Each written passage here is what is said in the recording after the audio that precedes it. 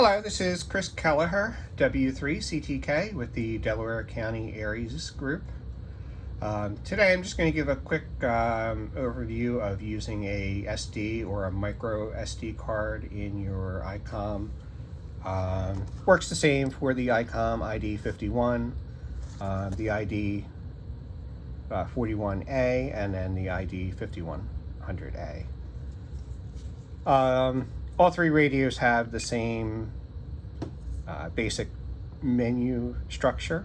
It makes it easier to get around.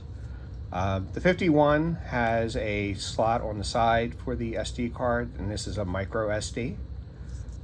The 4100 has a slot on the front of the base radio for an SD card, and the 5100 has a spot in the front of the radio for a micro SD card. So in the 51A, you can see you hit the menu button to go in or out of the menu. I have 4 pages of options, and you can see on page 404 I have my SD card. If I hit the center button, it'll take me in, or I can hit the right button and it'll take me into that menu. If I hit the left button, it'll take me out. So if I go into the SD card menu, I can load my settings. So if you have previous settings saved, or if you change the settings in the file, like you take the SD card, put it in your computer, and you can make changes, you can use the load setting. Save setting will save your settings, and that includes all of your menu options that you have set up, all of your channels, your repeaters, GPS locations, your call sign, all kinds of things like that. Import export just does your call sign, the repeater list, and GPS memories. So you can either import or export those. SD card information will show you your capacity and your current free space on your SD card. You always want to first use the format option. Even if the SD card is already formatted, you want to make sure that you format it in the radio that you're going to use it in. The reason for that is that the directory structure that's set up has the model of the radio in it. And then you can use the unmount option to unmount the SD card if you want to take it out. So I'm going to show you on the 4100, same concept.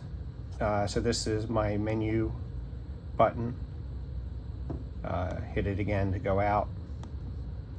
You can see here there's 8 pages, and SD card is on page 7. If on here, you press on the button to go in, and if you press down here, you can go back. So again, I have the same options: load settings, save, import, export, card information. You can do a firmware update, format, and unmount the card. And then the 5100, obviously, same exact menu again, except a lot more screen real estate here.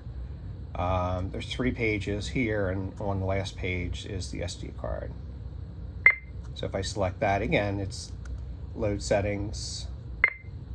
You can choose the setting file, and then you can load everything. You can load everything except for your station call sign. So if you wanted to copy settings from another radio, but not their call sign, you could do that. You can also take somebody's repeater list, have them save their settings, and then just import just their repeater list. So that's load settings. So save settings will save everything. So here you can select an existing or select new file. So I always do new file. File name will be SCT for settings, and then the date, September 3rd, 2020, and then the 01 is just the first sequence. So I always leave the file name the same, and I hit enter, which is over here. Now say save file, yes or no. So I hit yes, and here it goes, and it'll just save my settings onto the memory card. And just takes a second or two to save everything off.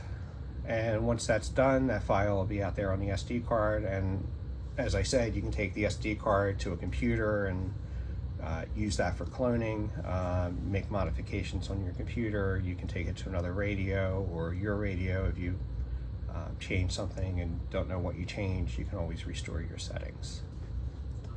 Again, the export, so you can export your call sign. Again, this is your and then the date, and that just takes a second. And then your repeater list, you can export that. So I have the latest worldwide repeater list in here, so it takes a couple seconds. And then your GPS memories, and then this is GPS and the date. So that's the export function. The import, obviously, same thing, opposite direction. So you can import a file. Again, SD card information, so it tells me my free space and capacity that I have on this SD card. I can format, which I should do the first time I put the card in the radio. And I can use unmount to safely eject the card. So that's basic overview of using the SD card. Hopefully that was helpful. And let me know if you have any comments or questions. Thanks a lot.